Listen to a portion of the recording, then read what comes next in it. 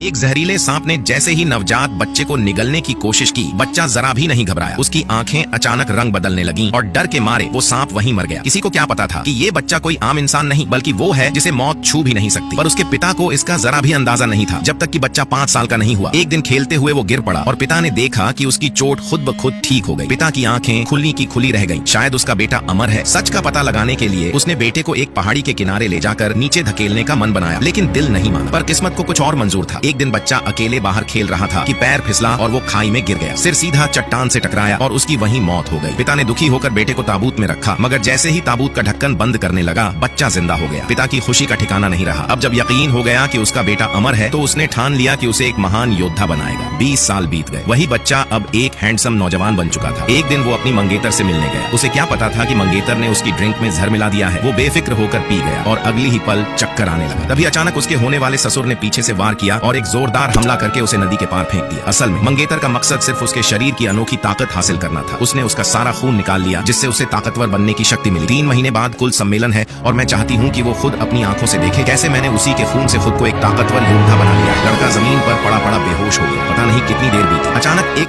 दार बिजली गिरी और उसके गले में लटकती ताबीज से एक चमक निकली। 3 दिन बाद जब वो उठा तो नौकरानी ने बताया कि उसकी मंगेतर ने अब 5 दिव्य शक्तियां सीख ली हैं और कुल की नई उत्तराधिकारी बनने वाली है। उसके माता पिता को भी घर से निकालकर लकड़ी के स्टोर में डाल दिया गया। लड़के ने खुद को फिर से ठीक करने की कोशिश की, मगर जैसे ही शक्ति बढ़ाई, खून की उल्टी हो गई। खून ताबीज पर गिरा और फिर से वही ताबीज चमक उठा। इस बार न सिर्फ उसके जख्म भर गए, बल्कि उसकी आत्मा को ताबीज के भीतर खींच लिया गया। ताबीज के अंदर उसकी खून की शक्ति फिर से बननी शुरू हो गई और इस बार पहले से भी ज्यादा ताकतवर। फिर ताबीज के अंदर से 3 दिव्य ग्रंथ प्रकट हुए। उसने कसम खा ली, अब बदला लेकर रहेगा। वो दिन रात साधना में जुट गया। हालांकि अब वो पहले से कई गुना शक्तिशाली हो गया था, लेकिन अपनी मंगेतर को हराने के लिए उसे और शक्ति की जरूरत थी। कुल सम्मेलन नजदीक आ रहा था और वो जल्द ही परिवार की अगली लीडर बनने वाली थी। अपनी शक्ति और बढ़ाने के लिए वो अकेले ही मायावी पर्वत की ओर निकल पड़ा। वहां उसे एक प्राचीन राक्षसी जानवर मिल गया, लेकिन उसने एक ही मुक्के में उसे खत्म कर दिया। पता चला कि वो जानवर एक दिव्य औषधि रजत अमृत बूटी की रक्षा कर रहा था। जैसे ही वो औषधि लेने लगा, उसे 2 अजनबियों की बातचीत सुनाई दी। वो मंगेतर के ही घर के गद्दार थे, जो कुल सम्मेलन से पहले ही 10 लाख की चांदी की पर्चियां चुरा कर भाग रहे थे। उसने पहले तो ध्यान न देने का सोचा, मगर जब उन लोगों ने उसे देख लिया